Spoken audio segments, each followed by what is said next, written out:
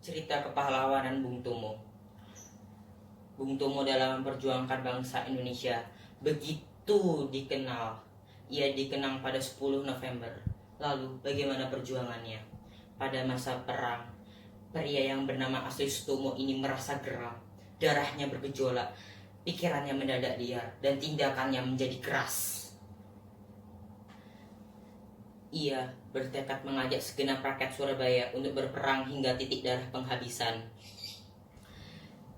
Ia selalu begitu dikenal publik atas peran aktifnya pada peristiwa perang 10 November 1945. Ia lahir pada 3 Oktober 1920 di sebuah tempat di kota Surabaya. Ayahnya bernama Kertawan Cipto Wijojo, merupakan berasal dari keluarga kelas menengah yang serba berkecukupan.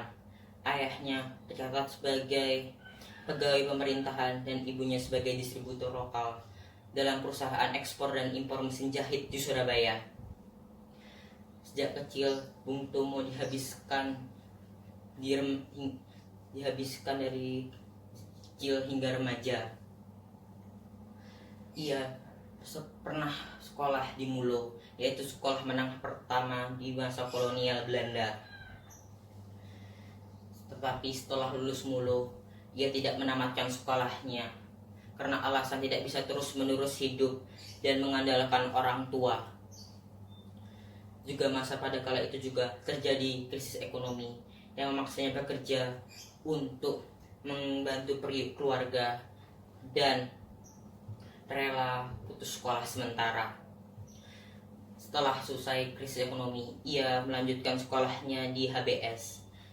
Walaupun menurut desas-desus, dia menyelesaikan studinya dengan cara jalur paket sistem korespondensi, tetapi menurut catatan sejarah, ia tidak pernah resmi dinyatakan lulus.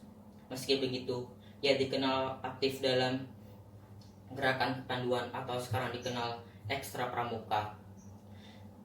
Ia juga belajar filsafat dan gagasan nasionalisme dari kakeknya yang merupakan menurutnya bagus untuk sebagai pengganti pendidikan formalnya.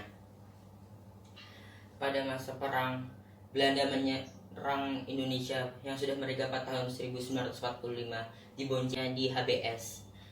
Walaupun menurut desas-desus, dia menyelesaikan studinya dengan cara jalur paket sistem korespondensi, tetapi menurut catatan sejarah, ia tidak pernah resmi dinyatakan lulus. Meski begitu, ia dikenal aktif dalam gerakan kepanduan atau sekarang dikenal Ekstra Pramuka. Ia juga belajar filsafat dan gagasan nasionalisme dari kakeknya yang merupakan menurutnya bagus untuk sebagai pengganti pendidikan formalnya. Pada masa perang, Belanda menyerang Indonesia yang sudah merdeka pada tahun 1945 diboncengi tentara Nika.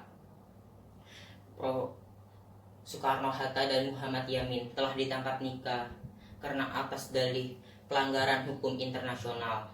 Melihat keadaan ini, rakyat mendadak lesu melihat dua tokoh pemimpin negara telah ditangkap Nika di Yogyakarta.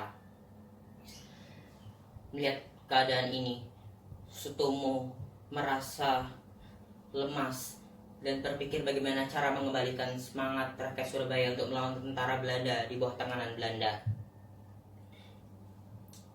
Ia dalam sejarah kemerdekaan, Sutomo berperan sebagai penyiar berita di dalam sebuah radio kemerdekaan. Ia menurutnya radio dapat menjadi alat perjuangan Indonesia. Pada saat bendera Belanda dikibarkan di Taksim bekas Jepang, kata Bung Tomo, Presiden Soekarno-Hatta lebih memilih jalur diplomasi karena menurutnya tentara Indonesia dianggap tidak berdaya dan minim senjata. Diketahui media yang berletak di Jalan Mawar Surabaya dan berlahan 2000 meter persegi ini bernama Radio Pemberontakan.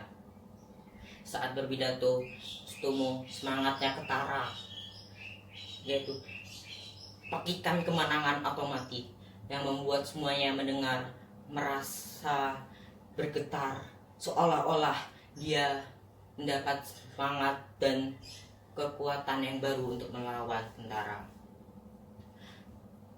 Itulah berbagai macam biografi Bung Tomo. Ia selalu dikenang pada 10 November